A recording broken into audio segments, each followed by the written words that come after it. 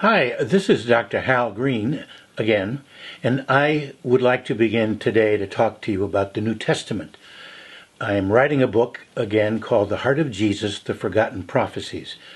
And today I want to focus on some of the central elements of the New Testament, the 27 books of the New Testament written from like 51 AD or CE to perhaps 110.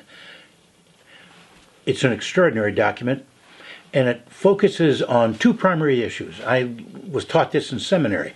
The two questions that gave rise to the New Testament. One, who is Jesus?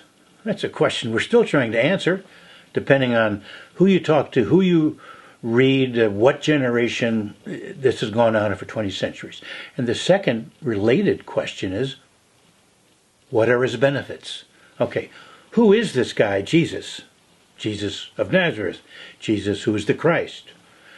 And why is it important that I know him? What's the deal? Then we get into issues of salvation, and then what is salvation? And who is Jesus?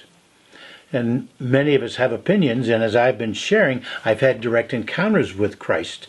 And when you talk about Jesus, you can talk about the figure that's recorded here in the New Testament, the guy, Jesus, the man who walked around in our midst, who had a message, but as Marshall McLuhan said, the medium is the message, and regardless of what Jesus was saying, it's like the fascination was, who is this guy? He speaks with authority.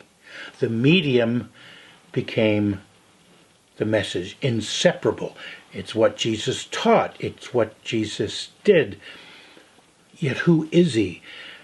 Now, you see, then after this you had a resurrection, purportedly, and people encountered Christ, sometimes for the first time, like the Apostle Paul on the road to Damascus, the resurrected Jesus. Now you're talking a different ball game.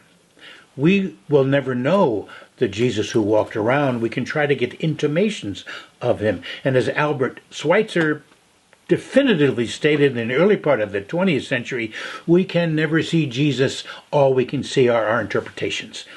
There'll be a mystery. But we can know Christ, the resurrected Christ. We can have direct experiences and encounters with him. And that's why Christianity is still going strong after 20 centuries. So who is this Jesus? And what is it that he has to teach to us? And is it a teaching? Is he a Messiah? What does that mean that he's the Messiah? I'm going to tell you. We're going to say that in the very next session. What kind of a Messiah was Jesus? Stay tuned.